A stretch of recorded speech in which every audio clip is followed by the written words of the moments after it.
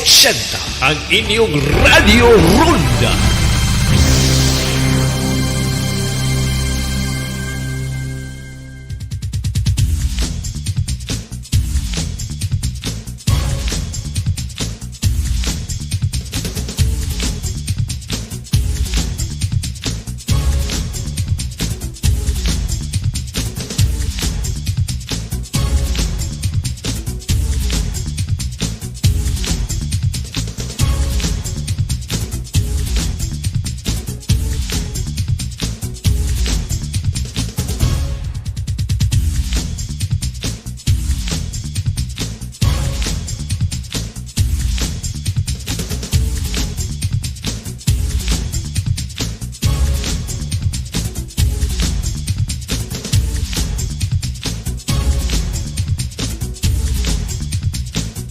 Alaman sa araw na ito, extended na hanggang sa katapusan ng taon ang deadline sa pag-consolidate ng mga prangkisa ng traditional jeepneys matapos bumigay ng transport regulator sa panawagan ng mga operator at driver.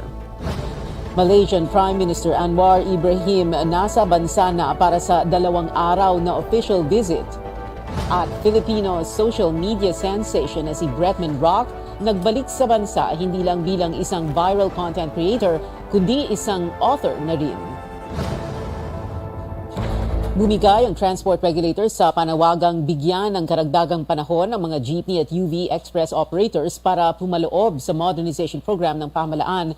Ito'y sa gitna ng ikinakasang malawakang transport strike sa susunod na linggo at sa pag-amin ng Pangulo na hindi maayos ang implementasyon ng jeepney modernization program. May ulat si Senior Correspondent George Cahiles. Pinalawig ng Land Transportation Franchising and Regulatory Board o LTFRB ang deadline para mag-consolidate at bumuo ng kooperatiba o korporasyon ang mga jeepney operator. Mula June 30, nagbigay pa ng dagdag na 6 na buwan ng ahensya para tumalima ang mga operator sa modernization program ng pamahalaan. Pinapalawig din ito ang bisa ng prangkisa ng mga traditional jeepney hanggang December 31.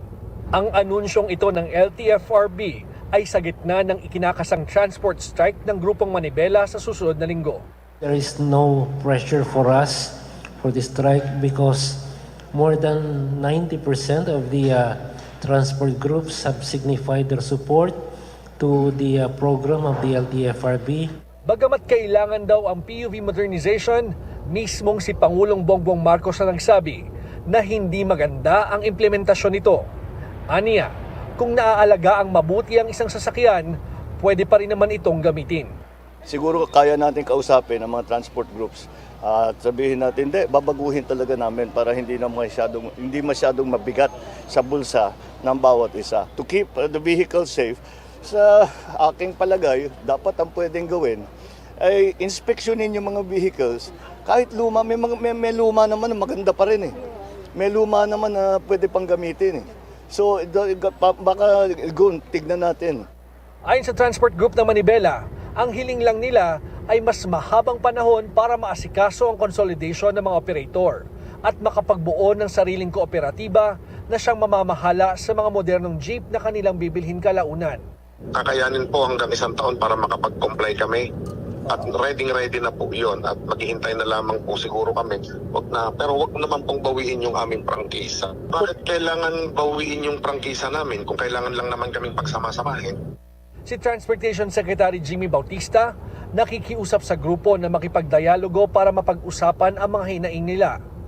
Tiniyak din ng kalihim na hindi magkakaroon ng jeepney phase-out hanggat hindi sapat ang mga pampublikong mga sasakyan. Kawawa naman yung mga pasahero natin kung basta na lang magtititigil yung operations ng mga lumang sasakyan pero wala namang kapalit. No? Kaya nga yung implementation niyan ay on a phase, may different phases. No? Kaya yun ang gusto naming ipakiusap dito sa grupo na to na pag-usapan natin. Samantala, naghahanda raw ang pamahalaan ng mga sasakyan na magbibigay ng libreng sakay sa maapektuhang mga pasahero sakaling matuloy pa rin ang transport strike. George Cahiles, CNN Philippines. Dahil sa naging desisyon ng LTFRB, sinusubukan pa ng CNN Philippines na alamin mula sa grupong Manibela kung itutuloy pa nila ang tigil pasada.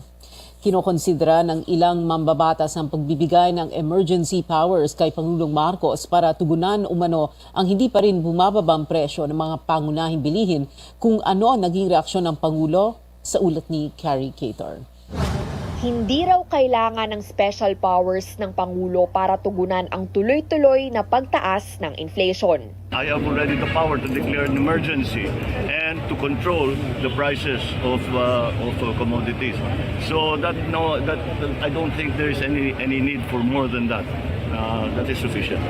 Yan ang naging tugon ng Pangulo ngayong inaasahang papalo sa mahigit 9% ang inflation rate sa Pebrero. Maglalaro ito sa 8.5 hanggang 9.3% base sa pagtataya ng Bangko Sentral.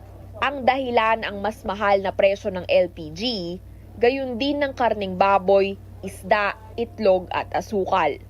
Pero positibo pa rin daw kahit papaano si Pangulong Marcos na siya ring tumatayong Agriculture Secretary lalo pat tinututukan daw niya ang supply ng pagkain.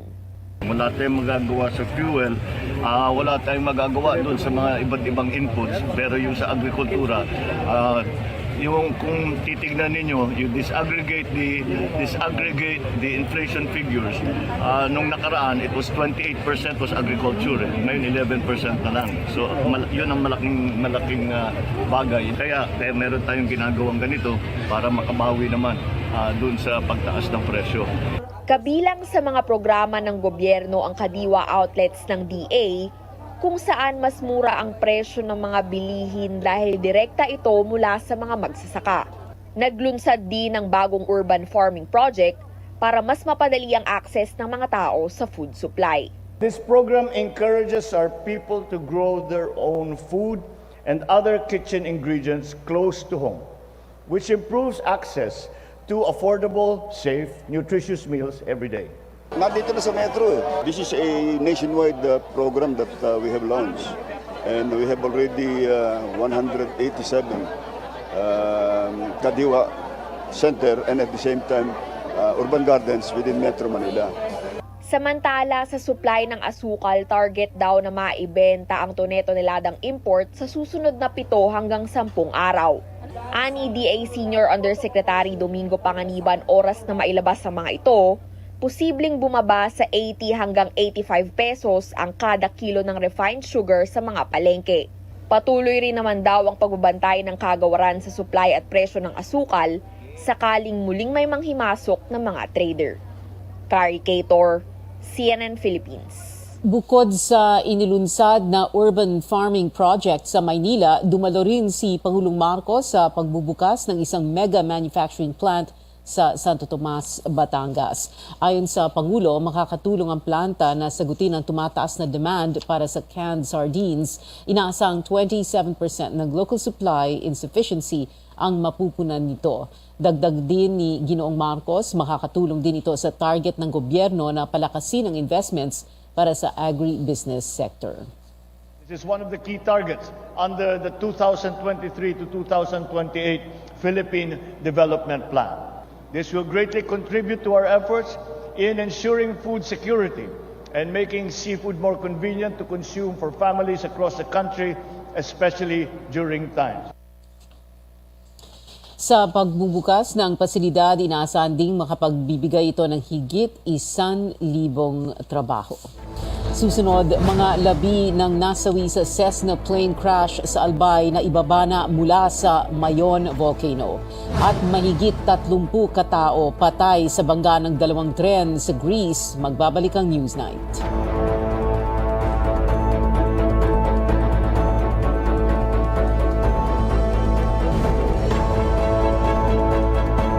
That news was brought to you by ACS Manufacturing Corporation, ISO certified world-class quality. ACS. Ang lemongrass na napatunayang nakakababa ng blood pressure, luyang dilaw na nakakaalis ng insomnia at bad cholesterol, ampalaya na mabisa sa diabetes at malunggay na puno ng mga bitamina at mineral. Lahat ng ito at iba pang natural antioxidants pinagsama sa Herbalaya Food Supplement. Alagaan at proteksyonan ng katawan.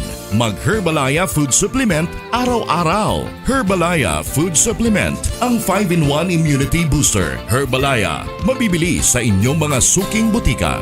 Mahalagang paalala, ang produktong ito ay hindi gamot at hindi dapat gamiting panggamot sa anumang uri ng sakit. Ang pagpamatuod sa EXL Makabuhay Plus Capsule. Rosalie Alparo, 55 years old, Barangay Sarabia, Coronadal City, Marbel. Lapit duha ka tuig ang ginabatsyag ko. Wala ko gana magkaon. Hindi ako makatulog. Sakit ang ako nga likod. Sige ko higda. Magbangon ako, nagalipong ako. Ining ako niya kamot. Bukog panit init. Mahikapan ko ng ako niya tinai tungod sa kanipis. Sa tunga time, nagapamilin-bili na ako sa akong mga anak. Pag abri sang bana ko ang radyo namon, nabatian dahil sa akon nga mga dalunggan. Gitake ko EXL Makabuhay 3 times a day, 2 capsule. Tubong o himsog ng akong lawas, makaobra na ako, makapanilig na ako. Para sa sinina nga ka-bloom sa kahumot, suwayi ang Charm Fabric Conditioner. Charm Fat Con, bamong kumaka-bloom. Charm Fat Con, damit ay may bangon ng salibong bulaklak. Charm Fabric Conditioner. Dunay Stay Fresh Technology. Sinina nga ka-bloom sa kahumot.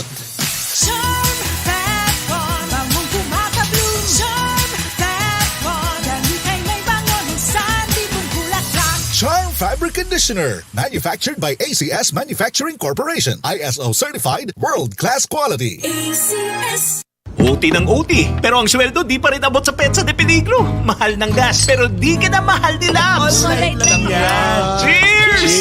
Walang mabigat na dala kapag magaan ang kasama. Yan ang barkada at Tanduay Light. Gaan ang may kasama. Drink responsibly.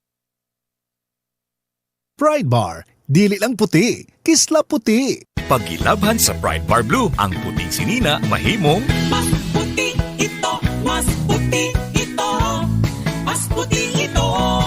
sa Pride Bar Blue, pwedeng dili na ko magtina, anyel o bleach. Kay ang Pride Bar Blue, dunay power whitener nga sa gumsum sa matag hibla, mao nga sinina, kisla puti ug humok pa sa kamot. Mas puti ito, mas puti ito, mas puti ito.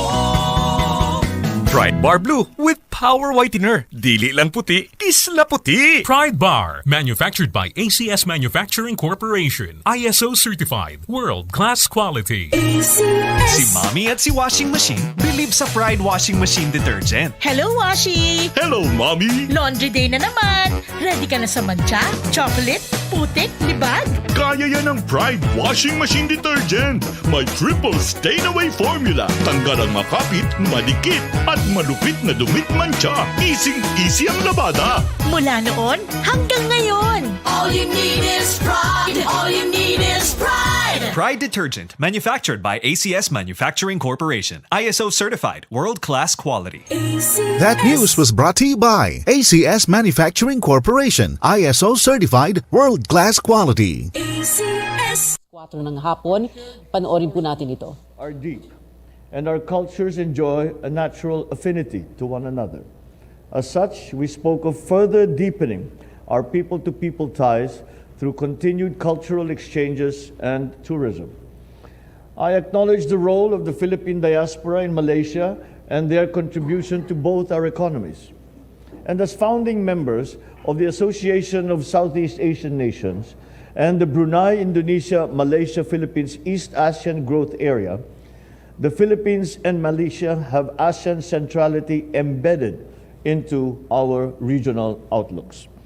We have thus resolved to support development and peace-building initiatives within this group, including the importance of achieving a resolution to the situation on Myanmar.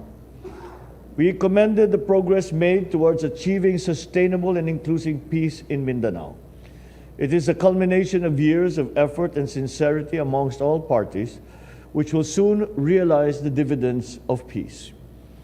We have recognized the great contribution that Malaysia has made to the peace process in southern Philippines, and we hope that this support that they have shown over the past few years will continue and will continue to contribute to the success of the peace process and the establishment of the Bangsamoro Autonomous Region. I therefore invited Malaysia to continue supporting the Philippine government's efforts to bring development and enhancement to the livelihoods of Mindanaoans. Once again, I thank Prime Minister Anwar for coming to the Philippines, the first head of government I have had the pleasure of receiving during my administration. Your visit is a testament to our enduring friendship as ASEAN brothers who share the same vision of prosperity and of peace. Thank you, Mr. President. On behalf of Aziza and the delegation, I must express my profound thanks and gratitude for the warm welcome. And I believe and concur what you have expressed, the need to not only to reaffirm our commitment to work together, but to enhance Malaysia-Philippine relations, guided by shared interests, multidimensional bilateral cooperation, and vibrant people-to-people interaction. President Marcos Jr., let me assure you that the new administration in Malaysia will be more than happy to further enhance this collaboration. Our bilateral cooperation is multi-sectoral, covering trade and investment, education, health, agriculture, health, tourism, and culture. And I have alluded to earlier how our first generation of Malaysian professionals benefited immensely from the work at Los Baños and some of the known centers of learning in the Philippines. Our defense and security ties are also strong and growing. We share common borders and to an extent quite porous. Therefore, the collaboration needs to be further enhanced. We agreed to resume the 8th Joint Commission meeting to be led by both foreign ministers this year at a mutually convenient date. It's our turn to host this meeting, and I have advised the colleagues in the Foreign Ministry to facilitate and accelerate this process. We also discussed areas for further collaboration, new and important sectors such as halal industry, food security, which you have placed so much importance and have actually taken impressive strides in this direction. Digital economy, and are among the key areas that I propose as potential cooperation. The President and I also agreed that both countries should intensify efforts to increase the volume of trade and investments. We have had a good beginning, but there's no excuse why we can't further increase the both trade and investment that would be of tremendous benefit to both our countries. We also agreed that we should deepen the existing strong people-to-people ties through closer cultural and tourism collaboration, education, and sports. Malaysia stands ready to explore potential new collaboration with the Philippines in this regard. Now, the peace process in Mindanao. I must express again my profound thanks and gratitude. This has been a century-long contentious issues that invariably affect the region and in particular Malaysia too. And under your leadership, President, you have seen great strides in this direction. And I think it is only our duty as a good neighbor to support and facilitate the process. And I stand guided, whatever things need to be done at the bilateral, multilateral level to support this endeavor. It has to succeed in the interest of the Philippines and Malaysia and the region, and then utilize this enormous potential to the benefit of our people. Malaysia will also continue to offer assistance to the Bangsa Moro people through various capacity building programs, including through our Malaysia Technical Cooperation Program. In my meeting with the President, I've asked the Philippines assistance and cooperation to expedite the documentation of nationals so that they can be repatriated to the Philippines in a timely manner. And I am pleased that the willingness to facilitate this arrangement in a mutually agreed fashion. We also reiterated our commitment to continue supporting and enhancing cooperation with the BIMMP, IAGA, including hosting the Brunei, Indonesia, Malaysia, Philippines Facilitation Center. I did express my concern about the contentious, unresolved Myanmar issue, which is affecting Malaysia adversely due to the huge number of refugees, exceeding 200,000 people now in Malaysia. The President, in his wisdom, has reiterated the need for the 5-point consensus, but I would certainly suggest, with his experience and wisdom, to explore new areas, how the Myanmar junta can be persuaded to work and collaborate as a team within ASEAN and resolve the outstanding issues which cannot be considered as purely internal because it's affecting the security and welfare of the region.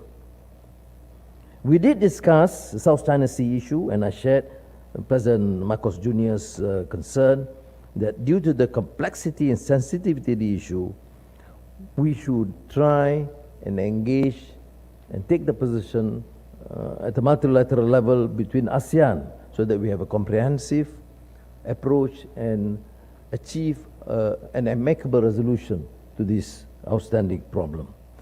Maraming salamat po, Mr. President. I am extremely pleased.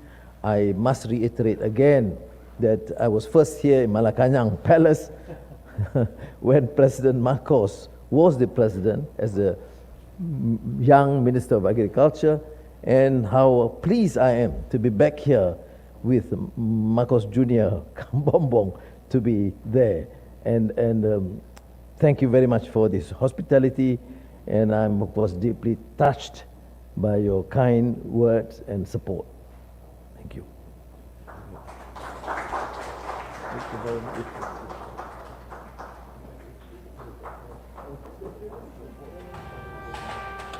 Ang maikling press conference or briefing, mga short remarks lang mula kay Pangulong Marcos at kay Anwar Ibrahim, ang visiting na Malaysian Prime Minister. Pinag-usapan daw nilang dalawa ang peace process sa More Islamic Liberation Front, kung saan nagsilbing third party ang Malaysia at tumulong dito. Pinag-usapan din ang bang sa Moro Autonomous Region at kung papaano pwedeng tumulong pa rin ang Malaysia. Pinag-usapan din ang border security, ang increase, ang pagdami ng trade and investments between Malaysia and the Philippines. Pinag-usapan din ang BIMP IAGA, ito ang Brunei, Indonesia, Malaysia, Philippines, IAGA or East ASEAN Growth Area. Ang Malaysia at Pilipinas kasama nga ang Brunei at Indonesia ay mga miyembro nito. Na bring up din ni Malaysian Prime Minister Anwar ang kanyang mga concerns tungkol sa nangyayari sa Myanmar, kung saan ang junta ay in power at the moment. Sabi nga ni Anwar na hindi ito isang internal issue dahil apektado ang lahat ng mga neighboring countries. At pinag-usapan din ayon kay Anwar ang South China Sea issue, at dahil nga sabi niya sa complexity at sensitivity nitong issue ay dapat multilateral approach sa level ng ASEAN o ng Association of Southeast Asian Nations na kinabibilangan din ng Pilipinas at Malaysia. Sabi nga ni President Marcos ay unang head of government na bumisita sa Pilipinas sa kanyang administrasyon, sa ilalim ng kanyang administrasyon, si Prime Minister Anwar. Unang official visit ito ni Anwar sa Pilipinas bilang Prime Minister. He is 75 years old. Ika-10 Prime Minister siya ng Malaysia simula November 24 na nakaraang taon. Long-time opposition leader siya sa Malaysia. At medyo nagka-problema sila. In so many words, no, ni Mahathir Mohamad, ang dating Prime Minister Malaysia.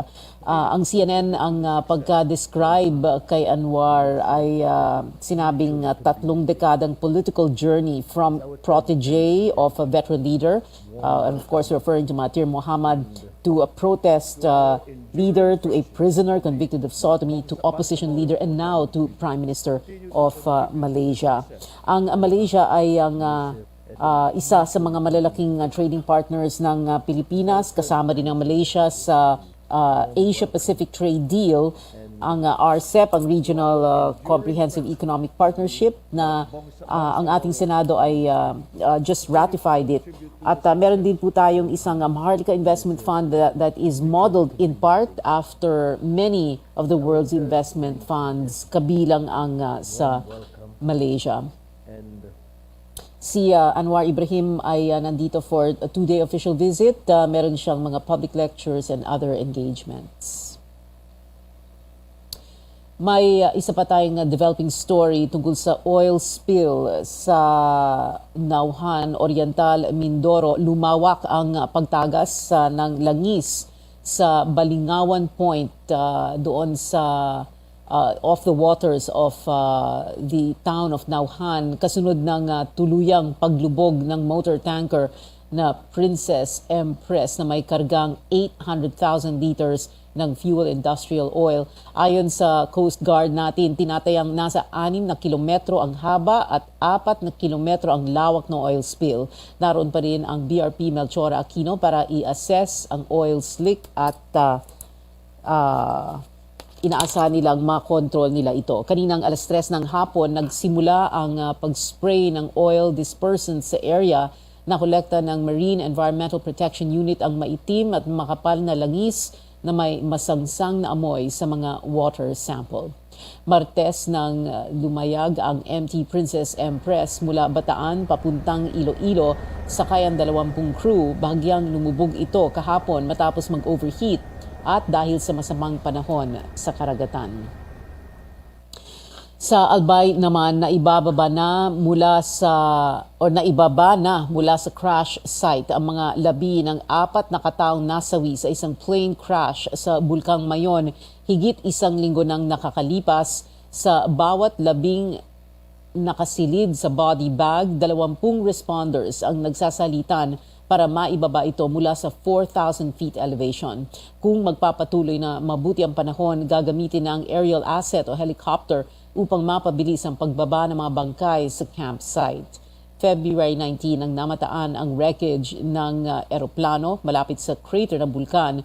Nasawi ang piloto, crewman at 2 Australian nationals na mga empleyado consultants ng isang local geothermal firm.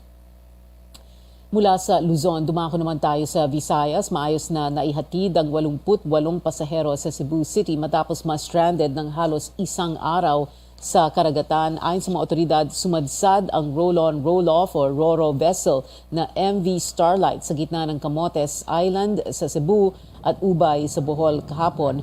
Mula sa Surigao Port ang barko at patungo sanang syudad ng Cebu. Tiniyak naman ng kumpanyang Starlight na ligtas lahat ng pasahero at crew ng RoRo vessel. Iniimbestigahan pa ng mga otoridad ang sanhi ng pagsadsad.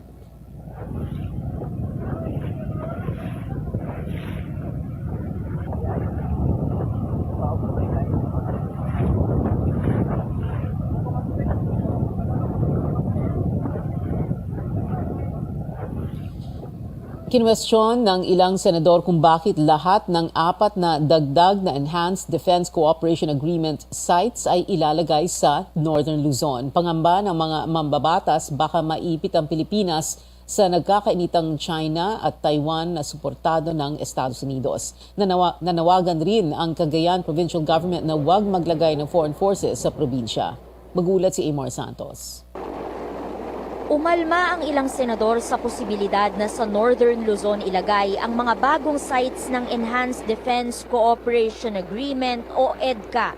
Sa mga dagdag na lokasyon na ito, pwedeng mag-station ng mga Amerikanong sundalo para sa joint training at exercises kasama ng mga tropang Pilipino.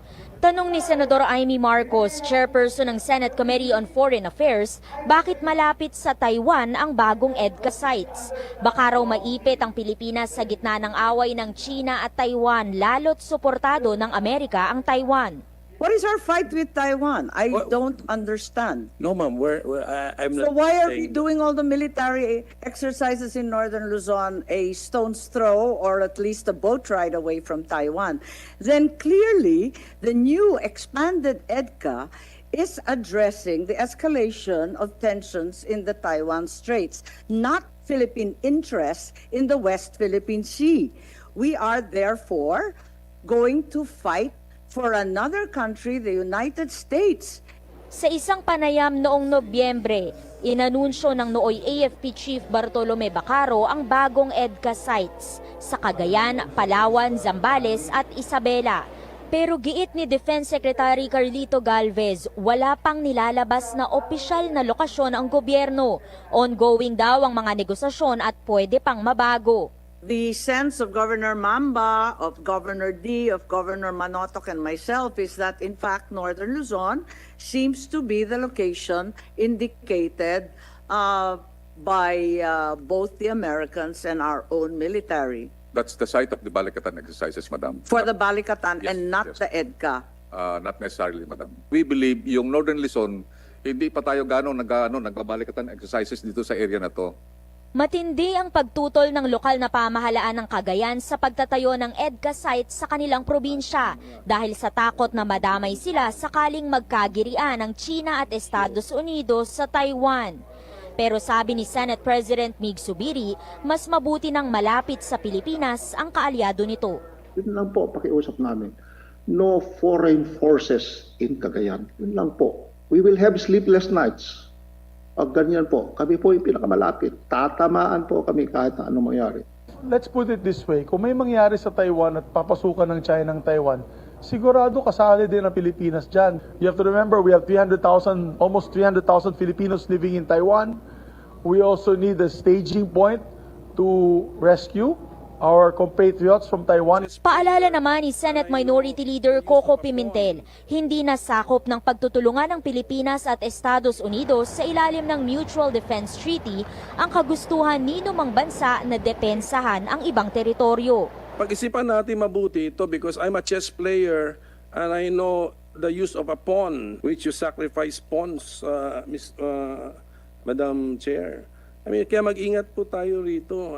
Kahit aminadong nagkaroon ng sama ng loob sa Estados Unidos, sinabi ni Senador Bato de la Rosa na ito pa rin ang tatakbuhan ng Pilipinas lalo na sa gitna ng anyay pambubuli ng China sa West Philippine Sea. Pero, sabihan niyo yung Amerikana, kayo, halata masyadong user kayo. Maisip lang nyo kami kapag may looming threat dyan sa Taiwan na dagdagan nyo, halata masyadong move ninyo na gusto nyo, Northern Luzon, lagyan ng additional EDCA sites. Panawagan ni Senate Deputy Minority Leader Risa Ontiveros sa halip na umasa sa Estados Unidos, dapat bumuo ang Pilipinas ng mas malawak na koalisyon sa iba pang kaalyado nito.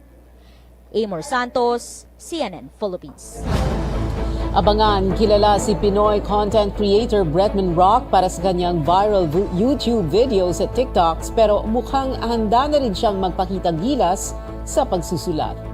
At Jordan Clarkson o Justin Brownlee, Chot Reyes nagbigay ng payag patungkol sa selection process ng Gilas Pilipinas para sa naturalized player nito sa 2023 FIBA Basketball World Cup. Ang detalye niyan at iba pang istorya dito sa Newsnight.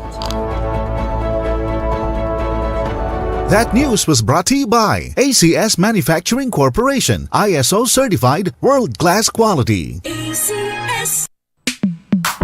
Sa panahon ngayon, kau ba'y sigurado? Kau ba'y protektado? Ang pamilya ay i-shield mo. Laban sa bakterya, I-shield mo. laban ng pati virus, I-shield mo. Shield Bath Soap. Patay ang 99.9% of bacteria and virus tested. Bilib ang mga eksperto sa Philippine Nurses Association. sa sakit protektado, I-shield mo. pamilya protektado, I-shield mo. Shield Bath Soap, manufactured by ACS Manufacturing Corporation, ISO certified world-class quality.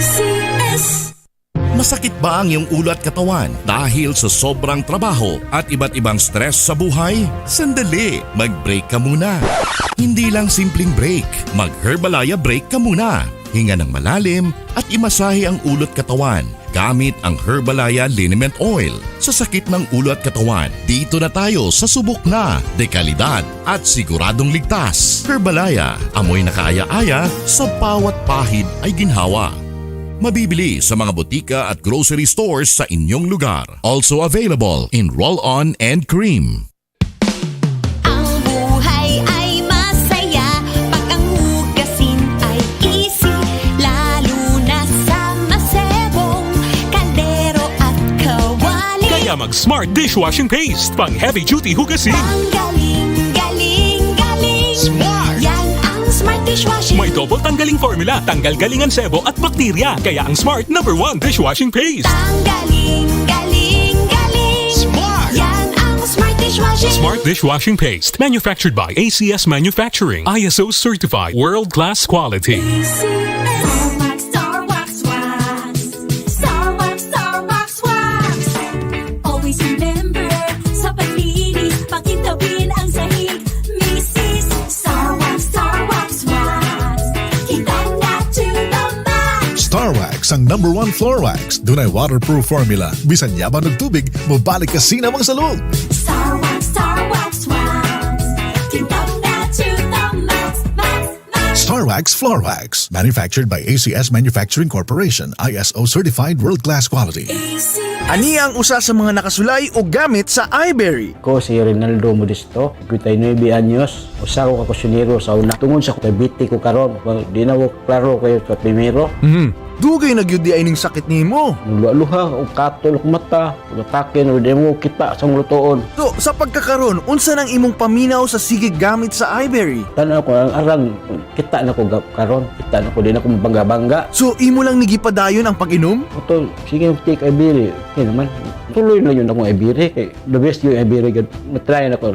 Grabe, as in. Okay, sulayi ang pinakabago nga iBerry Gold na akiniug 10mg nga lutein. Mas barato kaysa sa uban nga brand. Ang iBerry Gold mapalit sa inyong suking butika. Para di madaling masira ang ngipin ng pamilya, ngayon pa lang, Unique toothpaste for brushing every after kumain. dahil ang unique toothpaste may Max Protect formula. Ngipin ay Max Alaga, Max Protektado pa. Helps stop cavities even before they start, while keeping breath fresh with regular use. Unique toothpaste for brushing para siguraduhin ngipin ay Max Alaga, Max Protektado pa. Unique Max Alaga, Max Protektado with unique toothpaste maximum fluoride protection. Manufactured by ACS Manufacturing, ISO certified, world-class quality. ACS. That news was brought to you by ACS Manufacturing Corporation, ISO certified, world-class quality. ACS.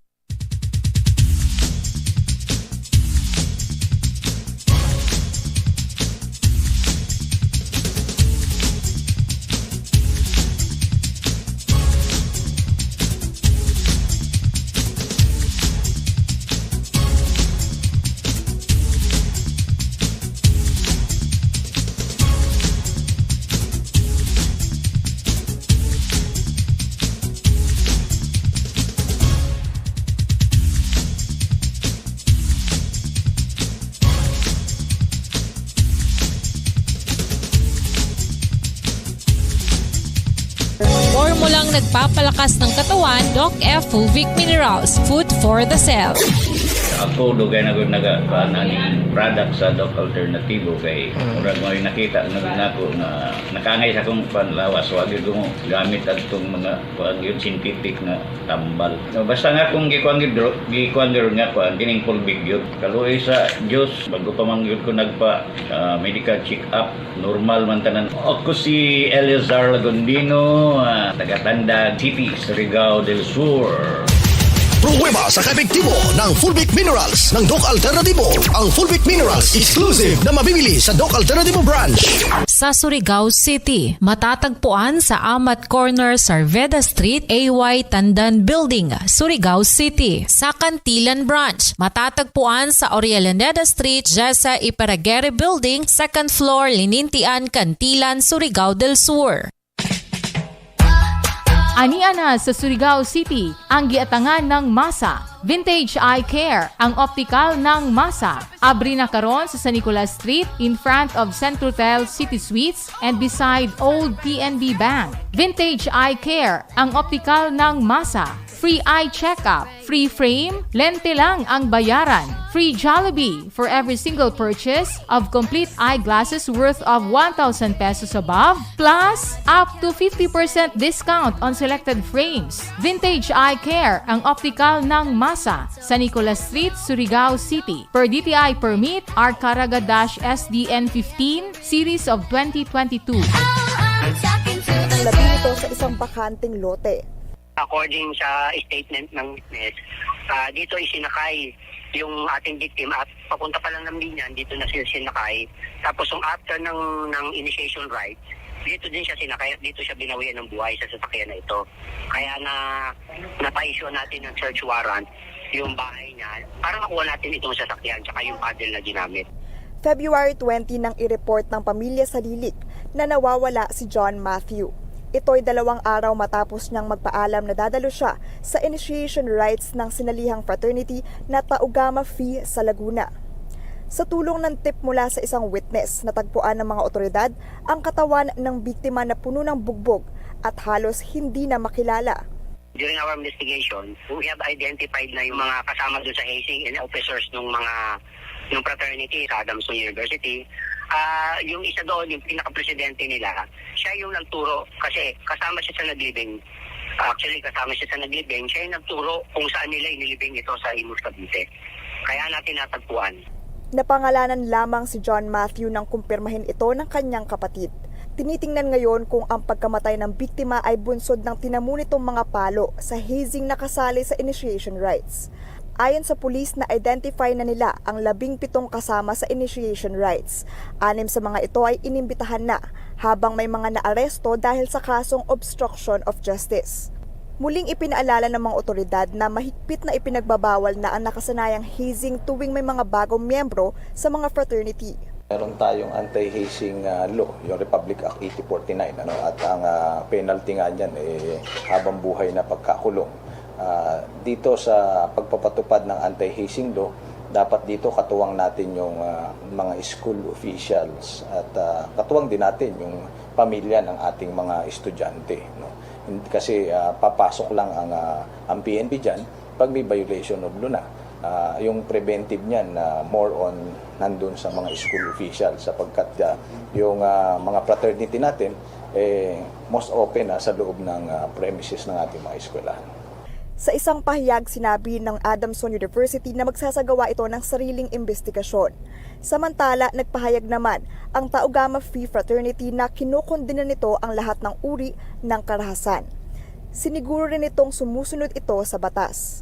Ayon sa PNP, hinihintay na lang na maihain ang kaso para makipag-ugnayan ang mga otoridad sa Bureau of Immigration upang maisama sa watchlist ang mga sangkot sa pagkamatay ni John Matthew. Chrissy de Matulak, CNN Philippines. Gawa rin ng parallel investigation ng Department of Justice sa hazing incident. Inatasan na ng DOJ ang National Bureau of Investigation o NBI na manguna sa kaso. Kinondena ng mga senador ang pagkamatay ng isang estudyante ng Adamson University sa hininalang fraternity hazing. Ikinalungkot ni Senate President Mig Zubiri ang nangyari kay John Matthew sa Lilig na hininalang namatay sa initiation rites ng Tau Gamma Phi Fraternity. Muli niyang pinaalala na ang parusa ng hazing ay reklusyon perpetua. Ikinagalit naman ni Senator Win Gatchalian ang sinapit ng chemical engineering student. Dismayado rin si Gatchalian sa pagpapatuloy ng hazing kahit may batas na laban dito. Para kay Senator Risa Ontiveros, walang lugar sa lipunan ng hazing. Hinamon niya ang otoridad na mapanagot ang lahat ng nasa likod ng insidente. Hindi naman tutol si Senator Bato de la Rosa sa fraternities pero kailangan din bantayan ng school administration ang mga ganitong samahan. Enforcement, nagkukulang pero siguro sa part ng school management, talagang, ewan ko, if they're tolerating these practices, I'm sure they're not. Sana mag-institute sila additional measures na mabantayan yung dalang estudyante na hindi mabiktima sa hising.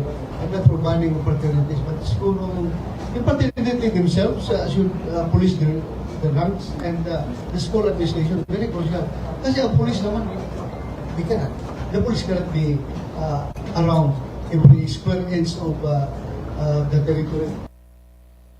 May misa ang Adamson University bukas ng tanghali para kay John Matthew Salilig. Hinikayat ang mga estudyante na magsuot ng itim. Isang linggo lang matapos mabistong nagnakaw ang 5 empleyado ng Office for Transportation Security sa Ninoy Aquino International Airport, isa na namang security screener ang arestado dahil sa pangungulimbat ng relo ng isang dayuhan. Para sa detalye, may live report si Paige Javier mula Pasay. Paige. Pia, isa na namang tauhan ng Office of Transportation Security o OTS ang nahuling nagnanakaw sa pasahero sa NAIA. Inaresto kaninang umaga si Valeriano Diaz Ricaplaza Jr., isang security screener sa NAIA Terminal 1, matapos umano'y magnakaw ng relo ng isang Chinese na pasahero. Ayon kay OTS Administrator Mau Aplaska, nangyari ang insidente kaninang 2:30 ng madaling araw. Ayon daw sa pasahero na si Sun Yu Hong, tinanong niya si Ricaplaza tungkol sa relo na dumaan sa security check kasama ng kanyang mga bagahe. Itinanggi daw ni Ricaplaza na nakita niya ang relo, dahilan kung bakit pinareview ang CCTV footage sa lugar. Sa video, kitang kinuha ni Ricaplaza ang relo ng pasahero. Kasalukuyang nasa kustodiya ng PNP Aviation Security Group ang suspect. Ito ang pangalawang insidente ng pagnanakaw ng security screening officer sa loob ng isang linggo. Noong Pebrero 22, nahuli rin sa isang video ang ilang tauhan ng OTS na nagnakaw ng pera mula sa isang Thai national sa Terminal 2. Isinailalim sa preventive suspension ang 5 empleyadong sangkot sa insidente habang pinag-aaralan ang isasampang administrative at criminal charges. Naunang sinabi ng Manila International Airport Authority na maaari raw itong isang modus. Pinaigting ng otoridad ang seguridad sa paliparan gaya ng pagtanggal ng glass film sa pinangyarihan mismo ng insidente para kita ang galaw ng mga empleyado. Kasama na rin ang posibleng paglagay ng karagdagang CCTV camera sa mga tinatawag na blind spot sa paliparan. Tinitingnan rin ang posibilidad na ilipat sa MIAA ang employment ng mga taga-OTS na nagmamando sa mga security screening areas. Kanina ay naglabas din ng pahayag ang MIAA ukol sa insidente ngayon. Kinondena nila ang mga insidente ng pagnanakaw dahil daw nagpapakita ito ng masamang imahe sa mga paliparan at pati na rin sa turismo sa bansa. Pia? Maraming salamat, Paige Javier. Kinondena ng Manila International Airport Authority ang mga insidente ng pagnanakaw sa NAIA, paglabag daw ito sa tiwala at integridad ng isang public servant. Nilagay rin daw nito sa alanganin ang reputasyon ng paliparan at ng buong bansa. And susunod, the NBA star Kevin Durant sasalang na sa unang laban bilang miyembro ng Phoenix Suns. At 2 miyembro ng tanyag na South Korean boy band magbabalik sa Pilipinas, manatiling nakatutok sa Newsnight.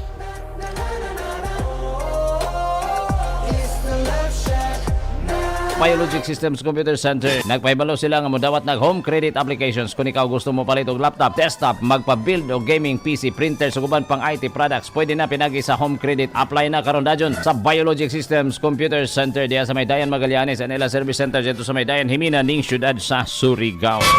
Alang sa kasayuran sa tanan, ang Rural Bank of Placer Incorporated ang kinasingkasing og malipayong pagserbisyo sa ilang mga pinalanggang kliyente sa tibuok katawhan sa Surigao del Norte, Surigao del Sur, Cabadbaran, Agusan del Norte, Dinagat ug Siargao Islands mao'y ilang prioridad. Agig padayon og suporta sa ilang mga kliyente labi na karon nga naa kitay giatubang nga krisis ang hagit sa COVID-19 pandemic. Ang Rural Bank of Placer padayon nagtanyag sa ilang makanunayong serbisyo. Abli sila sa matag adlawng Lunes hangtod Biyernes, sa matag alas 9 ang takna sa buntag hangtod alas 3 sa hapon. Aduna sila gold savings nga mo interest og hangtod 4% per annum.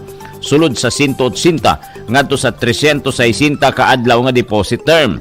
Ug kadtong buot magproseso sa ilang reloan, ilan ang gitaasan ang kantidad sa DepEd salary loan hangtod sa 214,000 pesos nga pwedeng bayran sulod sa 5 ka tuig. Bisitahin lamang ang ilang mga branches o kontaka ang inyong mga account officers para sa dugang detalye. Daghang salamat, Rural Bank of Placer Incorporated. Filipino football fans ang FIFA Women's World Cup trophy sa isang event sa Makati. Nasa bansa ang tropeyo hanggang bukas bilang parte ng promotional tour ng World Cup na gaganapin mula July 20 hanggang August 20 sa Australia at New Zealand. Ang Pilipinas ang third stop ng tour na dadayo pa sa mahigit 20 bansa. Unang beses na lalaban ang Philippine Women's National Football Team sa World Cup matapos mag-qualify Pebrero noong isang taon. The Filipinas, our team has a story and they want this story, so they decided Philippines will be one of the stop. Very surreal. I mean, I wish the whole team could be here to see it up close and personal. Just how we felt when we qualified, it felt really surreal, kind of like we didn't believe it. Makakaharap ng Pilipinas ang New Zealand, Norway at Switzerland sa Group A ng World Cup. Nahaharap sa malaking desisyon ng Gilas Pilipinas kung sino ang magiging naturalized player nito sa 2023 FIBA Basketball World Cup. Nagpakita ng all-around performance si Barangay Ginebra resident import Justin Brownlee sa nagdaang window ng Asian qualifiers. Ang kanyang average, 29 points, 8 rebounds at 4 assists. Sa kabilang banda, ang Utah Jazz star at dating NBA Sixth Man of the Year na si Jordan Clarkson naman may average ng 25 points, 6.5 assists at 5.5 rebounds noong fourth window. Pero ani head coach Chot Reyes, dadaan pa sa proseso ang pagpili ng naturalized player at maging sa locals na ipapasok sa lineup. Well, first of all, with Justin's performance, there's little to say. I mean, you all saw how effective Justin is and how well he played. As regards who the naturalized player is, Justin has always known that he makes himself available for whatever is required by the team. If we need someone to play in specific tournaments, if we need someone to play as a backup for Jordan Clarkson, he's willing to play that role. Having said that, there are no shoe-ins in the team. There's no one with a lock, and that goes for everyone. Sa August 25 hanggang September 10 ang World Cup na iko-co-host ng Pilipinas kasama ng Japan at Indonesia. Sa PBA naman, inaasinta ng Meralco Bolts ang 6th win nito ngayong Governor's Cup laban sa crowd favorite Barangay Ginebra San Miguel. Target ng koponan na mapahaba ang kanilang 2-game winning run at mapaganda ang 5-3 win-loss record nito. Katapat nila ang Ginebra team na may 4-2 card at galing sa panalo kontra Blackwater noong February 19. Ito ang una sa 3 laban ng Meralco ngayong linggo. We just played Magnolia last Sunday and Inlex last Thursday, so we're in the middle of a 5-game, maybe 10-day stretch as far as our schedule is concerned. So Kante Mahira, pero we won the first 2 games, so we have a little bit of momentum going into the Ginebra game. Of course, alam lahat, diba? Magaling Ginebra teams. So we're really going to have to be on our A game. We're going to get a victory tonight. Galing pala ni Coach Norman magtagalog. Kasagsagan ng laban ng dalawa sa Araneta Coliseum kung saan nangunguna Meralco 61-54 sa halftime. Samantala nanaigang Phoenix Super LPG Fuel Masters laban sa Rain or Shine Elasto Painters 114-106 sa first game ngayong araw. Balitang NBA naman, inanunsyo ng Phoenix Suns na inasa maglalaro na bukas si 2014 League MVP at 13-time All-Star Kevin Durant laban sa Charlotte Hornets. Kinuha ng Phoenix si Durant mula Brooklyn Nets noong Pebrero sa isang 14 trade. Pero ngayon pa lang siya makakapaglaro dahil sa tinamong sprain sa kanang tuhod noong Enero. Bago ang injury, nag-average ang 34-year-old forward ng 29.7 points, 6.7 rebounds at 5.3 assists sa 39 games sa Brooklyn. I was having fun out there before I got injured, so looking forward to going out there and picking up where I left off. And I know it ain't going to be that smooth. I know it's going to take me some time to get used to everything early on, but as far as just having fun and just getting lost in the game, I'm looking forward to doing that again. Magtatapat ang Phoenix at Charlotte bukas, alas 8 ng umaga sa home court ng Hornets. Comeback is real para sa ilang K-pop star dito sa ating bansa, kabilang dyan sina Sehun at Chanyeol, maging ang K-pop girl group na ITZY. Tama ba yun? Yan at ilan pang showbiz updates hatid sa atin ni Sam Sanwani. Sam. Pia, all out ang K-pop news natin ngayong araw. First on the list, ang pagbabalik Manila ng EXO members na sina Sehun at Chanyeol o mas kilala bilang EXO SC para sa isang fan concert after 4 years. Gaganapin yan sa May 20 sa Araneta Coliseum. Additional details tulad ng ticket prices, seat plan at selling dates have yet to be announced. Ito ang first Manila show nila Sehun at Chanyeol bilang duo at subunit ng grupong EXO. Bumisita ang EXO sa Manila noong 2019 para sa kanilang Exoplanet 5 Exploration World Tour. Samantala, mid-C, this is not a drill dahil ang K-pop girl group na ITZY ay babalik din sa Manila after 3 months of their Checkmate World Tour para sa isang fan meeting. Gaganapin yan sa Mall of Asia Arena on April 16. Wala pang detalye para sa ticket selling. At sad news naman para sa Astro fans dahil ang main dancer at lead rapper nitong si Rocky will be leaving the group. Kinumpirma yan ng kanyang agency na Fantasio. Nag-expire na kasi ang contract nito sa naturang agency, but Fantasio says sincerely rooting pa rin sila sa future career ni Rocky. Kinumpirma ng Tony-winning singer-actress na si Lea Salonga na magbabalik siya sa Broadway. Sa isang Instagram post, ibinahagi ni Salonga na magiging performer at producer siya ng Here Lies Love, isang musical patungkol sa buhay ni dating First Lady Imelda Marcos. Gagampanan niya ang papel ni Aurora Aquino, ina ni dating Senador Benigno Ninoy Aquino Jr. Mapapanood ang Here Lies Love sa Broadway Theaters sa New York City. Magsisimula ang preview performances sa June 17 habang ang official opening night ay sa July 20. Speaking of Filipino talent, andito sa bansa si Bretman Rock para ipakita na hindi lang siya viral content creator, kundi isang author na rin. Inilabas na ni Bretman ang kanyang libro at merong siyang book signing event sa Sabado at Linggo para dyan. Nang makapanayam ko ang Hawaii-based YouTuber na malapit sa 9 million na ang subscribers sa platform, nagkwento or rather, nagmanifest siya kung ano ang susunod niyang mga hakbang. I feel like what's next is the movies. Girl, I'm ready for a bigger screen for Bretman Rock. And I think after this book, which really, truly was so energetically draining, honestly, because I talk about so many traumatic stuff. I think I'm excited to have a break, but I'm also excited to just hone in on my acting and take some improv classes and writing. Ang part 1 ng interview ng CNN Philippines kasama si Bretman Rock mapapanood bukas dito sa Newsnight. Mukhang magkakaroon na ng part 2 ang pelikulang Freaky Friday. Nang tanungin tungkol dito, sabi ng star ng original movie na si Jamie Lee Curtis sa media company na Variety, of course it's going to happen. Ang 2003 fantasy comedy ay tungkol sa isang nanay at kanyang teenage daughter played by Lindsay Lohan na nagkapalit ng katawan. Dati nang ipinahiwatig ni Curtis na magkaka-sequel nang mag-post siya ng throwback photo kasama si Lohan with the caption, "Freaky Fingers Crossed." Inilabas na ang live-action film adaptation ng 1953 hit animated classic na Peter Pan and Wendy. Tampok dito ang first Black Tinkerbell, played by American actress Yara Shahidi.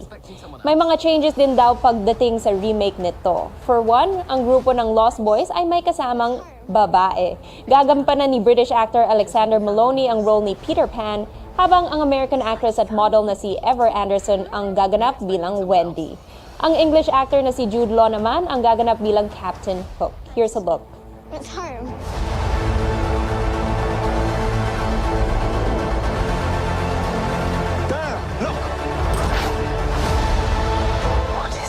Afraid of my love.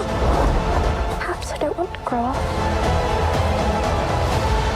Hold the past in your heart, but where you go from here, it's up to you.